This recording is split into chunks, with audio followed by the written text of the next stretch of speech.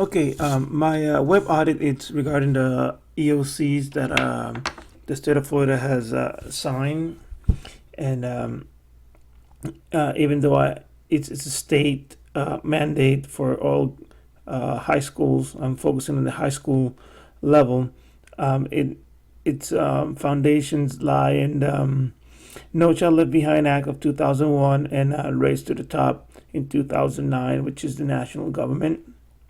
Um, the national government legislation of these two acts, and No Child Left Behind and Race to the Top, in some parts, they base teacher accountability on test, and that's why it's the foundation of the EOCs. The government, the way that the government measures accountability with teachers is to the test scores. They want the numbers to figure out if students are learning and what they're learning. Under these new guidelines, the states will decide what tests you're going to use to measure the teachers, and also the states are going to define what proficiency is. Each state is gonna develop their own test, develop their own measuring tools, and come up with their own idea of what proficient is at each class. Also, the government attach money to the accountability system, and that's mostly in the Race to the Top. The part of the Race to the Top was giving money to states that they were going to create a new evaluation system for teachers, and part of that evaluation system was going to be based on test scores, or students' test scores.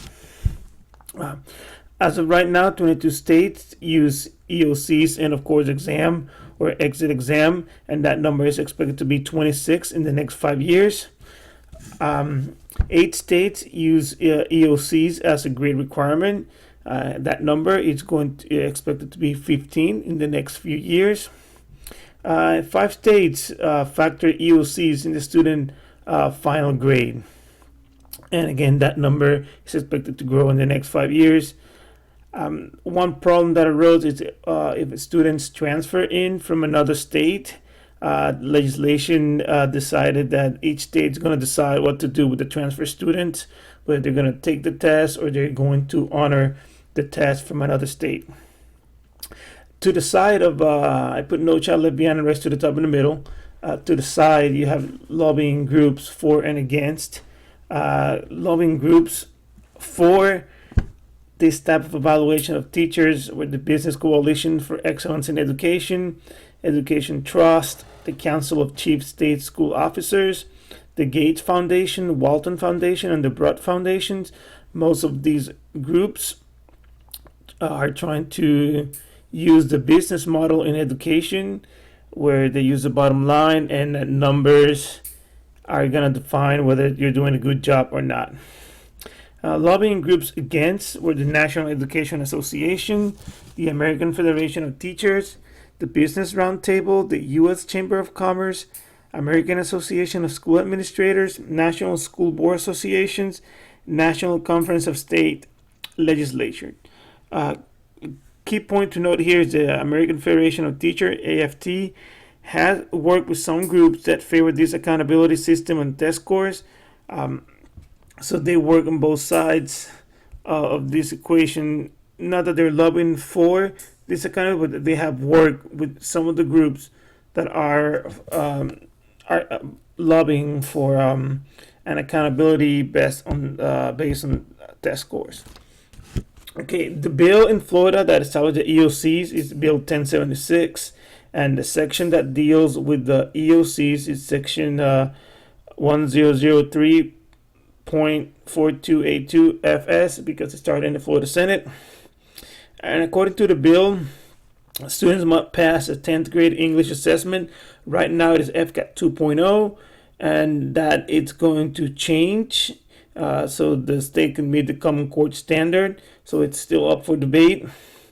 Also created, students must pass Algebra 1 EOC.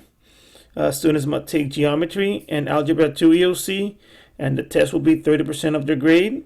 Students must take a Biology EOC, and the test is going to be 30% of their final grade. Students must take U.S. History EOC, and it's again 30% of the grade. There's also EOC for civics in middle school. I didn't focus on that because I'm trying to focus more on at the high school level. Students also must pass all EOCs to be able to get what is called the Scholar Designated Diploma. That's part of the Florida Next Generation standards. If students just have to take the test if they want to obtain just a regular diploma. Again, there's some mixed messages there.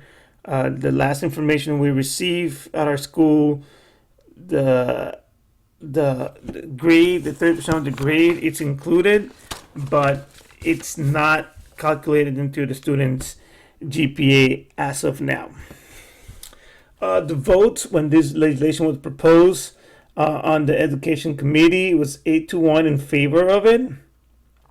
2 Democrats out of 3 voted in favor, along with the 6 Republicans in the committee.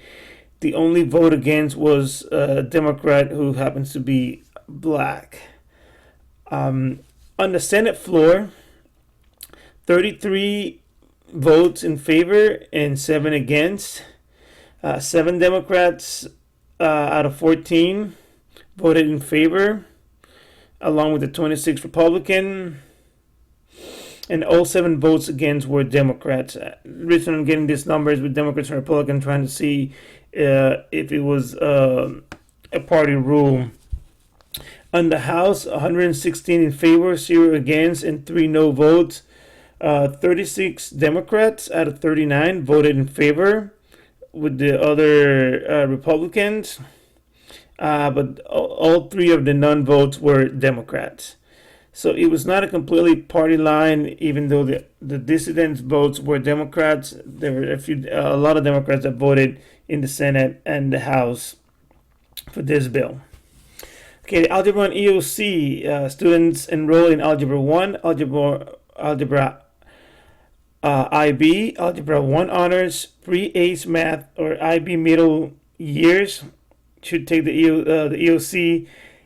If students are advanced in math in middle school, they are able to take the EOC in algebra, and their scores will count for the high school grade and the middle school grade. For graduation purposes at the high school, they must pass the Algebra 1 EOC. Again, this is 30% of the student's final grade.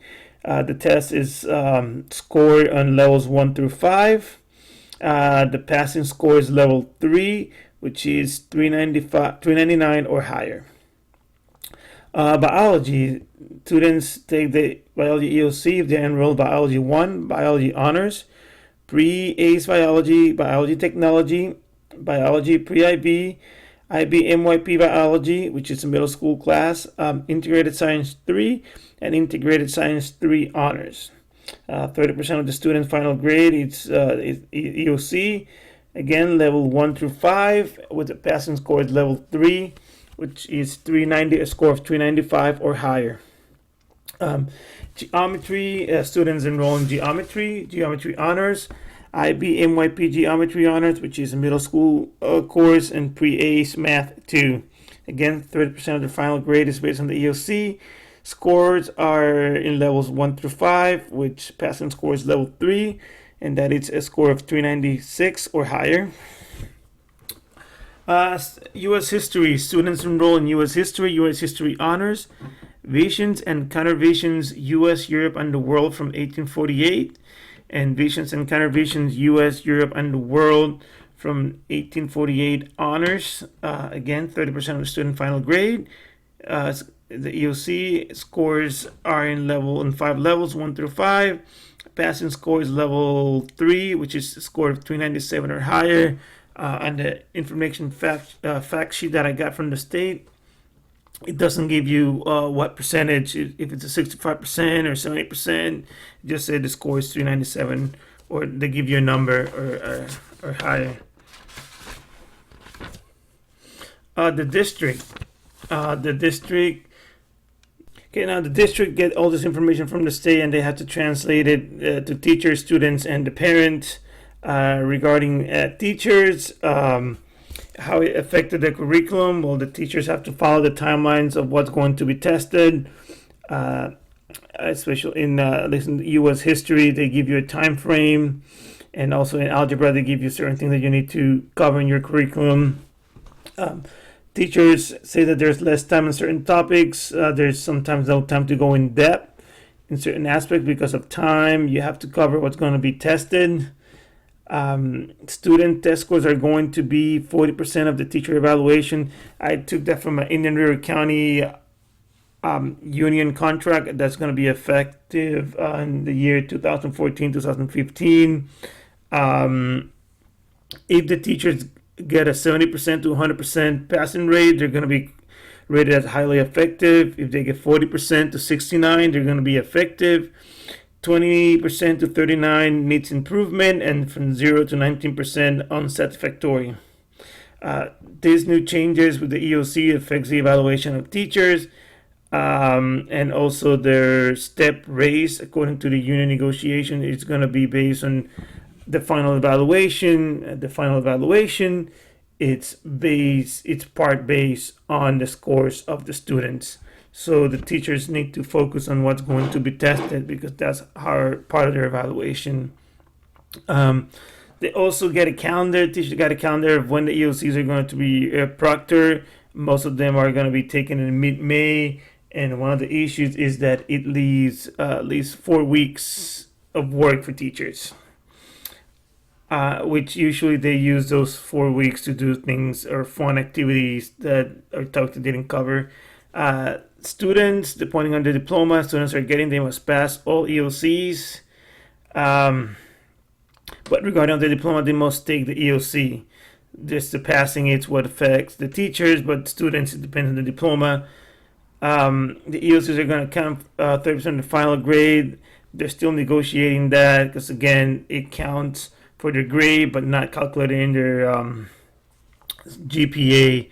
The district sent a letter to the parents to communicate this new requirement in both English and Spanish to try to get the word out of what the new changes regarding this new bill. And in the letter, the guidance counselor's information was included. So if parents have any questions, they can set up an appointment and discuss more about how the EOCs are going to affect their graduation requirement of their kids.